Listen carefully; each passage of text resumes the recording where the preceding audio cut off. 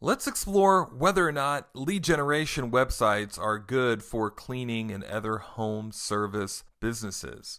Are they worth it? They all want their hands in your pocket, and they almost feel like they deserve your money. It's kind of funny, but are pay-per-lead sites really worth it?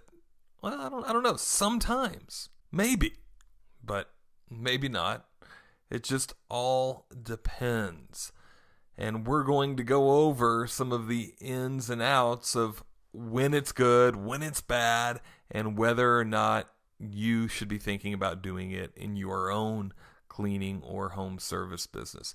Now, this goes for all of these sites. So I made this video because I get emails all the time asking, is Yelp good? Should I do Yelp? Is Homeadvisor good? Is Angie's List good? What I'm about to cover really, because all of these things are almost the same. They work very similar. Now, granted, not exactly, but what I'm about to say goes for all of these kind of sites. Homeadvisor, they're one of the biggest ones, obviously.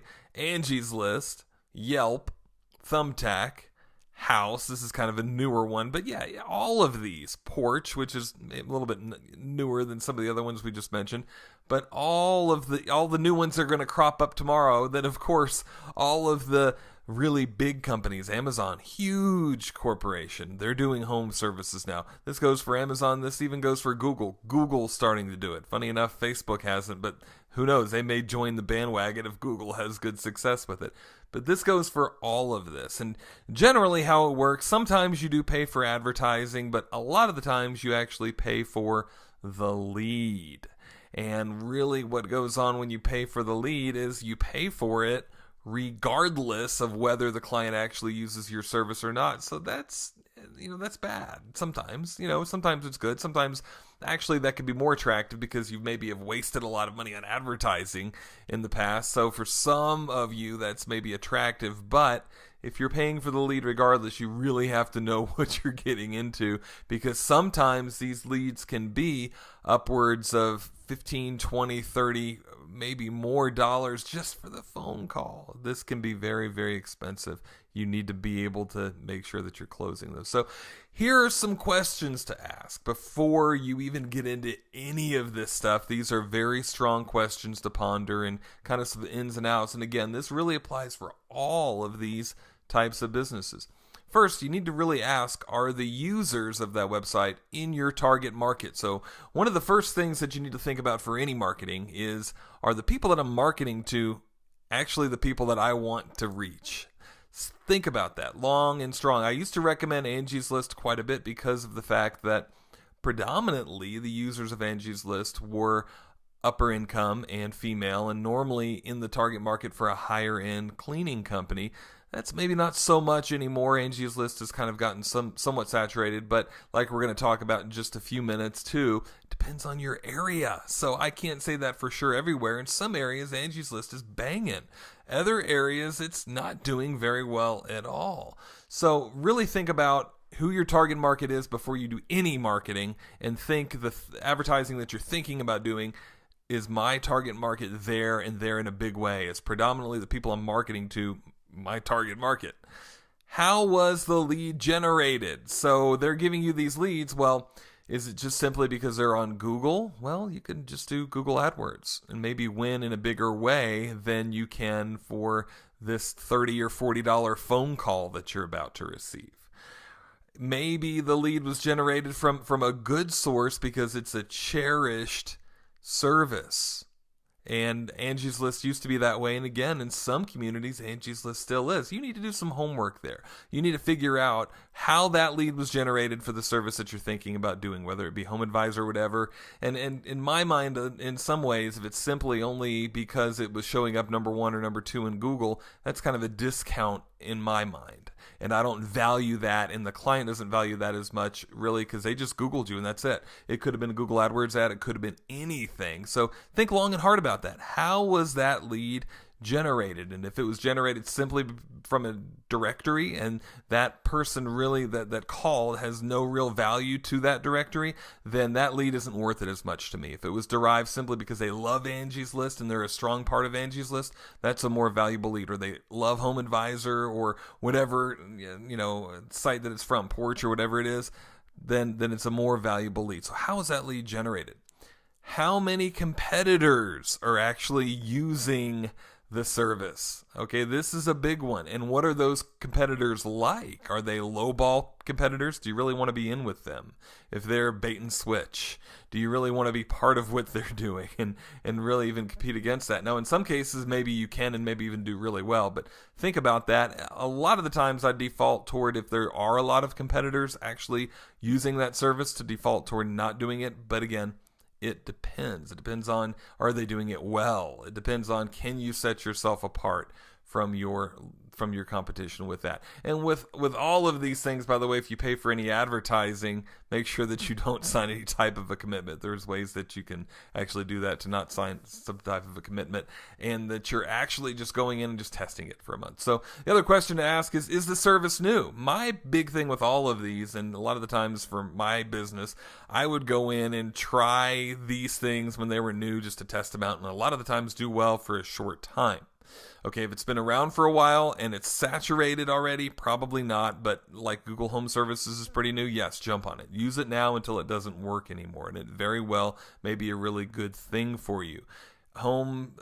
Homeadvisor, it's not so new, but maybe it's really new to the area. Maybe people are trying it out and they're advertising a lot, just new to your area. Then yes, again, I don't know that you have to do the market research for that, but think about, is the service new, or is it new to your area? Is it new and noticeable mostly to your area? If the answer is yes, then I'd lean toward trying it out until it didn't work anymore.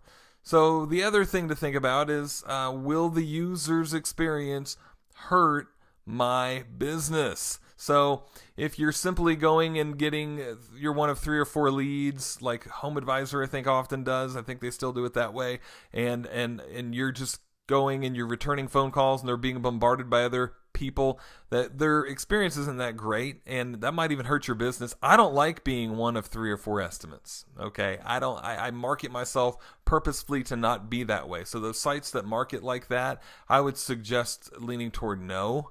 It really depends. If really the way that you're getting ranked and you're getting called is because you have more reviews and they're good reviews, kind of like Angie's List, then maybe lean toward maybe trying that. Again, no commitment. I strongly recommend that you don't sign up for a commitment. And again, like I'd mentioned, a lot of the times Yelp will tell you at first that they won't do it that way, but there are ways that Yelp can actually, you can advertise for them if you do the platform yourself, kind of like Google AdWords, and not have a commitment.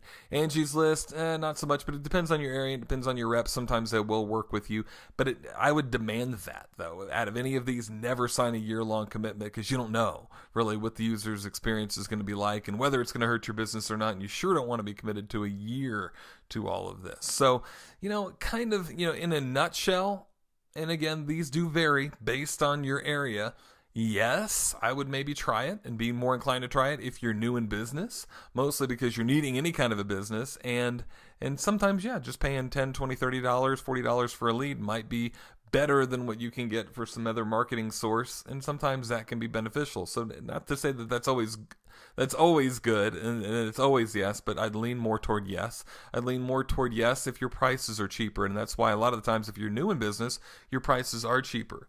If your prices are more, I'd lean toward no, right? If you're not one of the among the cheaper, or at least less than average price in town, I'd lean toward not doing it. If you are, I'd lean toward yes. But here's the catch-22 with this. I'd also lean toward and highly recommend for you as soon as possible to not be one of the lesser than average priced companies in your area and to charge more. So as soon as I say that, I also want to say that you should charge more. So try not to be that, but if you happen to be for right now, just because you're new, then okay. Might be a little bit beneficial to try it for a very short time. Just don't get caught in the trap of actually marketing this way, because it's kind of sometimes a road out of business pretty quickly. Yes, if the site is cherished. Again, Angie's List in some areas is very cherished. Sometimes even Homeadvisor, sometimes even Yelp, especially in California and Arizona. So is the site cherished? Do people love it? Not just because it shows up on top of Google, but do they really embrace that site? That used to be kind of the thing with a newspaper. When we used to do a lot of newspaper marketing, the question was, is your local newspaper, you need to advertise in the one and find the one that's the cherished newspaper for the community. And there are still, believe it or not, small towns where you can still do very well in newspaper advertising. It's a little bit fewer and far between. But same thing with this type of media or any media. Make sure that the media that you're advertising on is cherished by the people that you want to hit and that you want to reach. Super important. And check that out and do some market research on that. So no if you don't answer the phone. Right? Don't even think about it if you don't answer the phone. You need to actually answer the phone and answer it all the time, or almost all of these type of lead generation sources won't work well. Your cell phone and answering service, whatever you need to do, but answer the phone.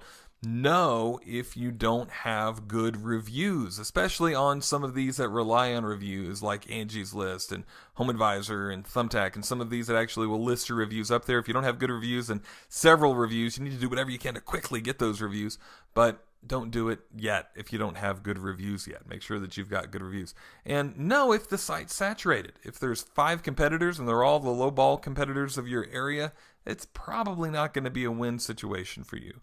Again, there are exceptions because sometimes you can rise above and you be the one that actually answers the phone and you be the one that actually sounds professional, whereas they don't. However, all else being equal, if the site's saturated, I would give that a no. Spend some strong time looking at your target market. Who is your prospect? Who do you want to target? What neighborhoods are they in? Who are they? Spend some time with any media, not just this, but any media that you actually do. And really instead, a lot of times guys will chase more new clients instead. Look at getting more referrals from your repeat clients and even more frequent cleanings from the clients that have already used you is going to be really a better bang for your buck. But obviously you do have to do some things also, I do totally understand, to get new clients coming in as well. So comments, questions, let me know if this is on Facebook and the Facebook feed or on the blog or wherever this video happens to be. I'd like to know what you guys are thinking about this type of stuff. For more free marketing tips, go over to my blog, hitmanadvertising.com/blog. Questions, or if you need help with your marketing, give us a call, 850-474-1110.